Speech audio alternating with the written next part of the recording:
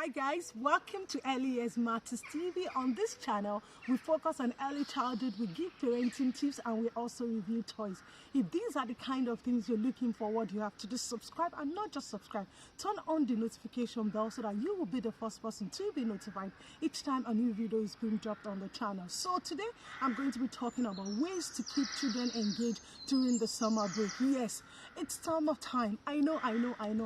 This is the time that parents get to wonder, oh, the children are going to be home for 2 months, for 3 months. What do I have to do with them? Don't worry, I have all the solutions for you. Sit down and take your pen and a paper to take a note of all the things you could do with your children during the summertime. Yes, the first thing you could do with your children during the summertime is bring them along to visit interesting places.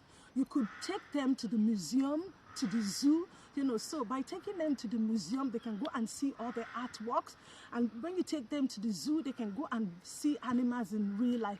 But I'm going to advise you, in relation to bringing your children to places, you have to be security conscious. Yes, it's really important. You have to be security conscious of where you're taking the children to. And one of the ways you could be security conscious is maybe carry out a risk assessment of where you're taking them to before you actually bring them. So for instance, bringing your children to the zoo, you as the parent, you could go ahead, have a feasibility study of the place, a risk assessment of the place. Okay, so what are the things that you have to be careful of when you bring your children along? This is important. So you need to do a feasibility study of whether you want to bring them to the museum or the zoo, and a risk assessment of what is that could occur. So if you do this, you have a plan already, and then you're good to go. So when you bring the children during the holiday to a museum or to the zoo, it broadens their horizon. Okay, it enlightens them in relation to they would real life experiences like the artwork, the zoo, the different animals, to see them in real life. But like I said, it's really important that you have to be security conscious. So another way you could get your children engaged during this summertime is talk to them about social media. I'm telling you, social media has the advantages and disadvantages. So while you are at home with your children, you could talk to them about, social media in relation to the advantages and the disadvantages as well. What they have to be careful of in relation to using social media. Like I said, social media has its advantages. For instance, the children could carry out a research, they could link up with their friends, do other things, watch movies, relax. But there's also disadvantages as well in relation to bullying and so on. So during the summer holiday, it's a good time for you to talk to your children about social media, enlighten them about the disadvantages and social media. But I'm going to encourage you as well in relation to when you're doing this, you have to let it be age appropriate. So consider the age of your children. If they are preschool children, if you're talking to them about the use of social media, you're going to keep it simple. If they're in primary school as well, simple. But when they move on to secondary school, then you need to start to really talk to them about the use of social media, that they have to be very careful in relation to using social media. So another way you could also engage your children during the summertime is to engage them in cooking.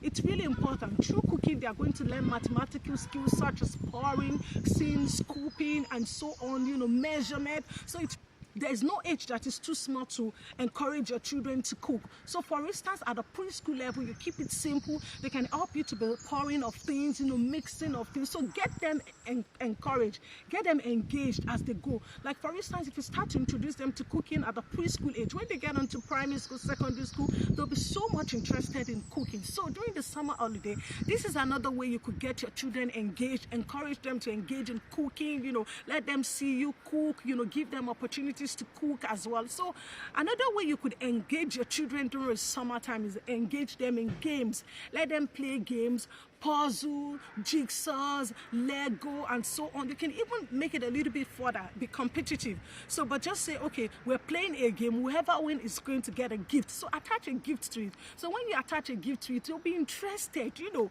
children love competition. They want to make sure, LD competition now.